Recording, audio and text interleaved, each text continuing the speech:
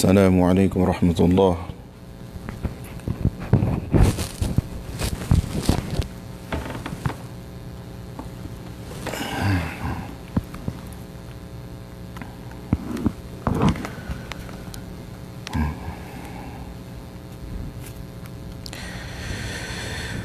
أعوذ بالله من الشيطان الرجيم. بسم الله الرحمن الرحيم.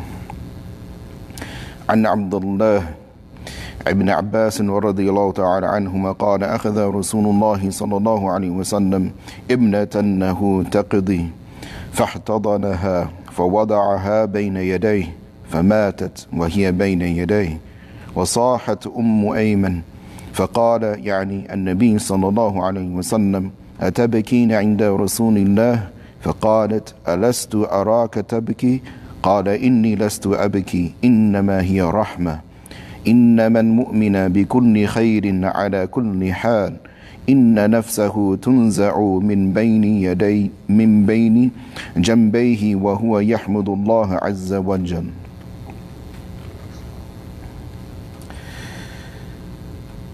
Abdullah ibn Abbas radiyallahu anhu narrates that Rasulullah sallallahu alaihi wasallam picked up one of his daughters as she was nearing death. He held her in his blessed arms and then put her down in front of himself where she died. Ayman wept loudly, whereupon the Prophet sallallahu alaihi wasallam asked her, "Do you weep in the presence of Rasulullah?" She replied, "Have I not seen you weep?" He replied, "I do not weep, yani like that. Rather, it is a rahmah. The believer enjoys a good state at all times and praises Allah Azza wa Jal, even while his soul is removed from his body."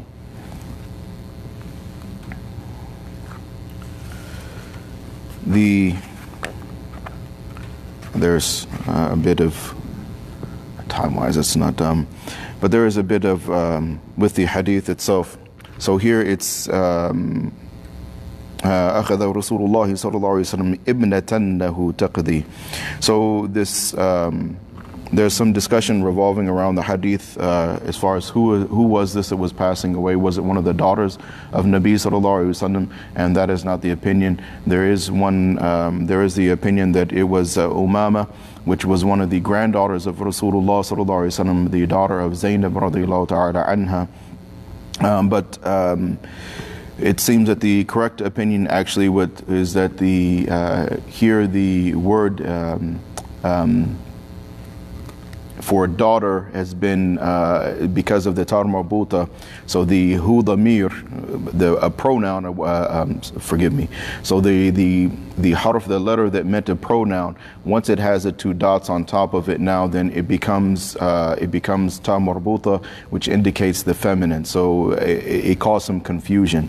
And if you are aware of how the mushaf or the masahif used to be written, the Sahaba radiyallahu ta'ala anhum, their masahif, their copies of the Quran, a lot of times they didn't have dots. So this notion of having the dots and harakat and this is something which is that we're familiar with, but if you go back to the times of the first generations, this was not something that was found. These are things that took place over a period of time.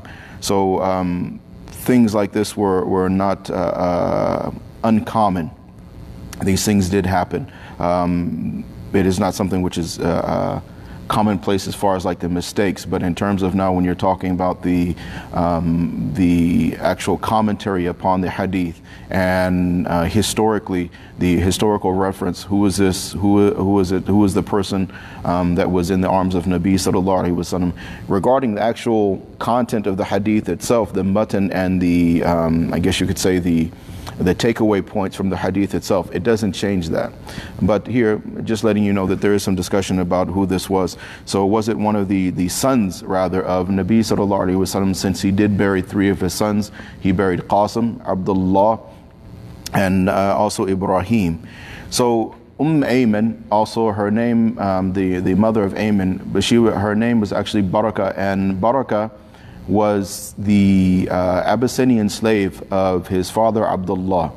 So she was with Nabi sallallahu alaihi wasallam when he was born. She was the first one to actually hold him.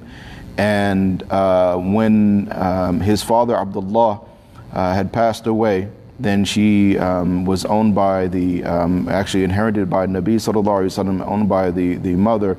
And she was also with Nabi sallallahu alaihi wasallam when his mother passed away. She is the one who cared for him and got him to his grandfather. While he was with his grandfather Abdul Muttalib, she was also with him at that time, and she was with Nabi sallallahu alaihi wasallam even when he married Khadija. She didn't even marry herself until Nabi sallallahu alaihi wasallam and Khadija radiyallahu ta'ala anha, that they prodded her and they prompted her, like, no, you should get married also. So and then so there's a beautiful history that is there with Ayman. So this relationship, I bring that up because this this interaction that is taking place here is you have to understand the dynamics, some of the dynamics or the history of the relationship that already pre-exists here. And this is one of those things which is really, really important when you're talking about the hadith. Is that when you're reading a hadith, first of all, when you read a large body of hadith, when you step outside of just Bukhari, and now you're reading Bukhari and Muslim and Ibn Majah, and even outside of the Sahih Sitta, you're also reading, for instance, the Muwatta of Imam Malik, and you have Bayhaqi, and there's so many collections of a hadith. But the more well-read you are with these hadith, and these interactions, it's like you become privy to these interactions that take place between the Sahaba amongst themselves and also with Nabi sallallahu alaihi wasallam. You start to get a sense of their personalities, and as to a certain degree, again from that tertiary perspective, you get a certain understanding of the overall relationships that existed and their personalities and these types of things. And you actually begin to start to feel like, to a certain degree, again, as if you know them. I keep saying to a certain degree because I don't want to overstate it and say that, no, this is how you actually do get to know this. But it does give you a window into the past because of the well-preserved historical content. So here with Barakah, with Ayman, she was with Nabi sallallahu alaihi wasallam through all of everything, through all the difficulties, through all the hardships, everything. She was always there.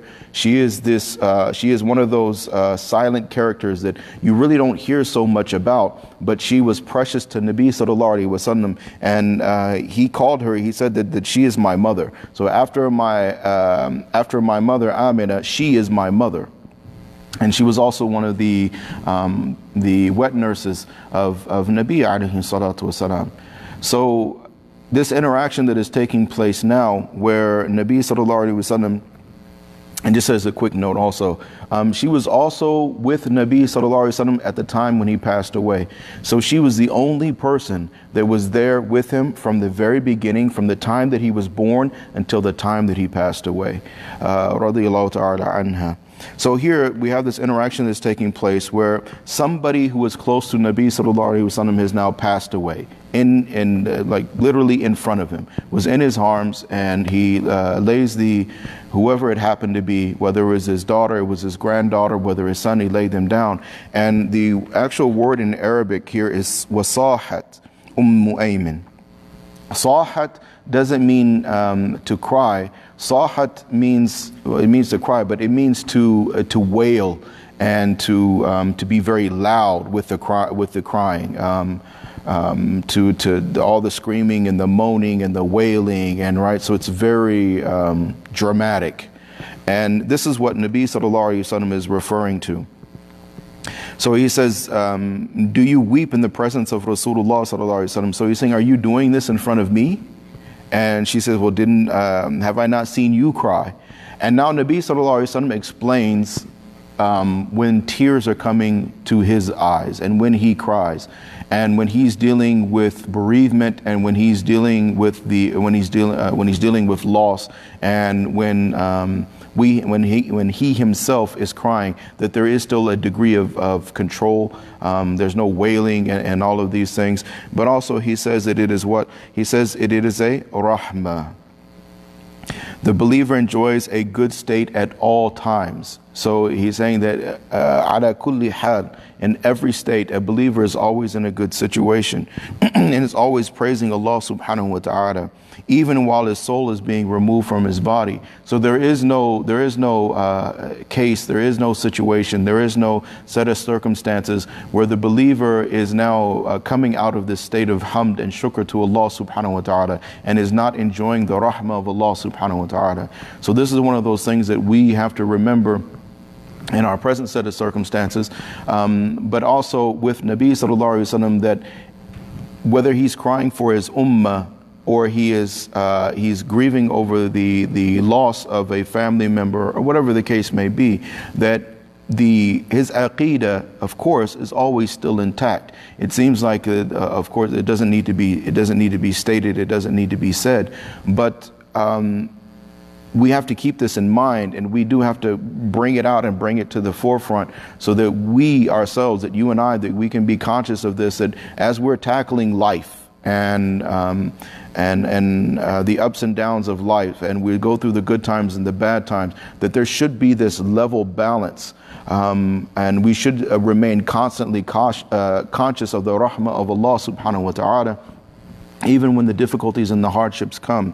But here, I also wanted to just quickly bring up, because this will be the last hadith that we're doing from the buka of Nabi sallallahu alaihi wasallam, the crying of and the weeping of Nabi sallallahu alaihi wasallam, that there are so many hadith in relation to our beloved Prophet Muhammad sallallahu alaihi wasallam and his weeping specifically in salah, and to the extent that his beard would be filled with the tears themselves, and he would weep for the ummah, he would weep for his ummah.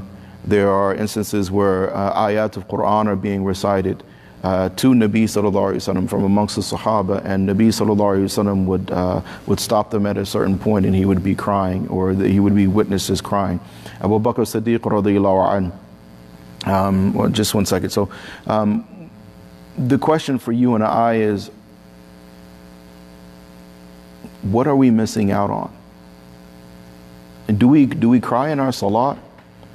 Do we cry when we're listening to the recitation of Quran? And if not, why not? It's not one of those things where we should nonchalantly just kind of like write it off. But we are his ummah, and we love him, and we profess to follow him. And crying is a very, weeping is a very, it's driven by something that is intense. It's not casual. We can smile casually, but when you're talking about weeping, weeping is usually driven by something which is very intense internally. So there's something that is happening with Nabi sallallahu alaihi wasallam that is bringing about this emotive response and causing him to weep. And we have to ask ourselves that, where do I have this in my life, and if I do, are the tears coming for the same reason? And if they're not coming, why aren't they coming? Because Nabi sallallahu alaihi wasallam saying is that it's a rahmah. So when we're weeping, it's a rahmah from Allah subhanahu wa ta'ala. Every teardrop is a rahmah. There's another hadith. It's one of the two drops that are the most beloved to Allah. One drop of blood shed in the path of Allah, and the other one is now this teardrop that is shed in the fear of Allah subhanahu wa ta'ala, desirous of the rahmah and the maghfirah of Allah subhanahu wa ta'ala, and not wanting to be under the anger and the chastisement and the punishment of Allah subhanahu wa ta'ala. So as we're moving closer and closer to Ramadan, which is the month where Allah subhanahu wa ta'ala, it's this treasure trove of access and opportunity to access the rahmah of Allah and the maghfirah of Allah subhanahu wa ta'ala. So as we're moving closer and closer to this, like, let's try to get our minds and our hearts right, so that we should be crying, and we should have a consciousness of this aspect also of the sunnah, of the life of Nabi sallallahu alaihi wasallam, that he was weeping. Why was he weeping? And I'm following him. He is my Nabi, he is my Rasul, and I represent him. What is it that he is understanding? What is it that is in our Islam that is bringing about this reaction from him, and why isn't it bringing out this reaction from me? Is there something that I don't know, that I don't understand? Is there something missing from my Islam, my practice of Islam? Are my sins getting in the way? Is there some contaminants or some corruption in my heart that is getting in the way? Some pollutants that are in the way? Is there something between me, getting in between my relationship with my Allah subhanahu wa ta'ala and his Nabi sallallahu alayhi wa sallam? And if so, how do we now actively engage in this process of removing those things, so that removing these barriers, so that we can access this rahmah that Nabi sallallahu alayhi wa sallam mentions?